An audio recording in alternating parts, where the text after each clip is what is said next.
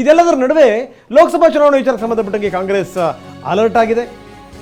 Back to back ಮೀಟಿಂಗ್ಗಳು ನಡೀತಾ ಇವೆ. ಈಗಿನಿಂದಲೇ ಕಾಂಗ್ರೆಸ್ ತಯಾರಿ ಮಾಡ್ತಾ ಇದೆ.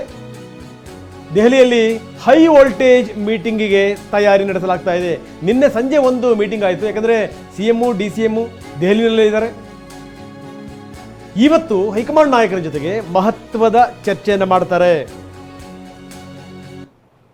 ಯಾವ ರೀತಿ ಕಾರ್ಯತಂತ್ರಗಳನ್ನು ಮಾಡಬೇಕು, ಏನು ಎತ್ತ ಅಂತ ಕಾರ್ಯತಂತ್ರಗಳನ್ನು ಮಾಡಬೇಕು ಅನ್ನೋದ್ರ ಜೊತೆಗೆ ಹೆಂಗೆ ಬಾಯಿ ಮುಚ್ಕೋಬೇಕು, ಬಾಯಿ ಮುಚ್ಚಿಸ್ಬೇಕು ನಾಯಕರದ್ದು, ಅದನ್ನ ಏನಾದರೂ ಪ್ಲಾನ್ ಮಾಡಿದ್ರೆ ಚೆನ್ನಾಗಿರುತ್ತೆ. ಯಾಕಂದರೆ ಡ್ಯಾಮೇಜಿನ ಮೇಲೆ ಡ್ಯಾಮೇಜು ಸೃಷ್ಟಿ ಆಗ್ತಾ ಇದೆ. ಬನ್ನಿ, ನಮ್ಮ ಪ್ರತಿನಿಧಿ ಹರೀಶ್ ನಮ್ಮೊಂದಿಗೆ ಈಗ ನೇರ ಸಂಪರ್ಕದಲ್ಲಿದ್ದಾರೆ ದೆಹಲಿಯಿಂದ. ಹರೀಶ್, ಗಮನಿಸಬೇಕಾದಂಥ ಸಂಗತಿ, ಒಂದು ಕಡೆಗೆ ಕಾಂಗ್ರೆಸ್ ನಾಯಕರು ಏನೇನೋ ಸ್ಟೇಟ್ಮೆಂಟ್ಗಳನ್ನು ಕೊಟ್ಟು ಇಲ್ಲ ಸಲ್ಲದ ತೊಂದರೆಗಳನ್ನು ಮೈಮೇಲೆ ಎಳ್ಕೊಳ್ತಾ ಇದ್ದಾರೆ ಒಂದು ಕಡೆಗೆ. ಇನ್ನೊಂದು ಕಡೆಗೆ ಕಾಂಗ್ರೆಸ್ ನಾಯಕರ ಜೊತೆಗೆ ವಿಶೇಷವಾಗಿ CM DCM ಜೊತೆಗೇ ಹೈಕಮಾಂಡ್ ಹೈ ವೋಲ್ಟೇಜ್ ಮೀಟಿಂಗನ್ನು ನಡೆಸುತ್ತೆ. ಇವತ್ತು ಕಾರ್ಯತಂತ್ರಗಳನ್ನು ರೂಪಿಸೋಕ್ಕೆ ಇವತ್ತಿನ ಕಾರ್ಯಕ್ರಮಗಳೇನೇನು CMದು DCMದು?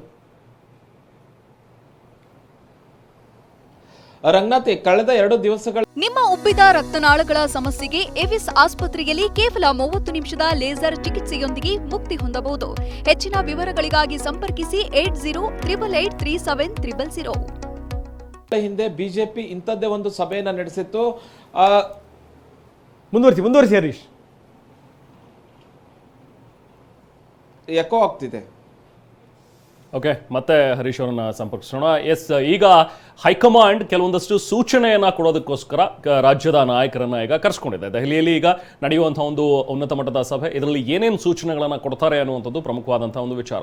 ಬಹಳ ಮುಖ್ಯವಾಗಿ ಕೊಡಬೇಕಾಗಿರುವಂಥ ಒಂದು ಸೂಚನೆ ಅಂತ ಹೇಳಿದ್ರೆ, ಬೇಕಾಬಿಟ್ಟಿಯಾಗಿ ಸ್ಟೇಟ್ಮೆಂಟ್ಗಳನ್ನು ಕೊಡೋದನ್ನು ನಿಲ್ಲಿಸಿ ಒಬ್ಬೊಬ್ಬರು ಬಾಯಿಗೆ ಬಂದ ಹಾಗೆ ತಮ್ಮ ಮನಸ್ಸಿಗೆ ತೋಚದ ಹಾಗೆ ಸ್ಟೇಟ್ಮೆಂಟ್ಗಳನ್ನು ಕೊಡ್ತಾ ಹೋದರೆ ಅದು ಖಂಡಿತವಾಗ್ಲೂ ಪಕ್ಷದ ಮೇಲೆ, ಪಕ್ಷಕ್ಕೆ ಡ್ಯಾಮೇಜ್ ಆಗುವಂಥ ರೀತಿಯಲ್ಲಿ ಆಗುತ್ತೆ. ಈಗ ಹರಿಪ್ರಸಾದ್ ನೆನ್ನೆ ಮಾತಾಡುವಾಗ ಹೇಳಿದ್ರು, ಇದು ಪಕ್ಷದ ನಿಲುವಲ್ಲ, ಇದು ನನ್ನ ನಿಲುವು, ನಾನು ವೈಯಕ್ತಿಕವಾಗಿ ಹೇಳ್ತಾ ಇರೋದು ಅಂತೇಳಿ. ಬಟ್ ಆದಾಗ್ಯೂ ಕೂಡ ಒಬ್ಬ ದೆಹಲಿ ಮಟ್ಟದ ನಾಯಕ ಈ ಮಾತನ್ನ ಹೇಳಬೇಕು ಅಂತ ಹೇಳಿದ್ರೆ ಅದು ವೈಯಕ್ತಿಕ ಅಂತ ಹೇಳಿ ಪರಿಗಣನೆ ತಗೊಳ್ಳೋದು ಕಷ್ಟ. ಆ ಮಾತು ಹೇಳಕ್ಕೊಂದು ಒಂದು ರೀತಿ ನೀತಿ ಇದೆ. ಹೆಂಗೆ ಅಂತ ಹೇಳ್ತೀನಿ ನೋಡಿ. ಹಿಂದಾದಂಥ ಘಟನೆಗಳು ಅದು ಮರುಕಳಿಸಬಾರ್ದು.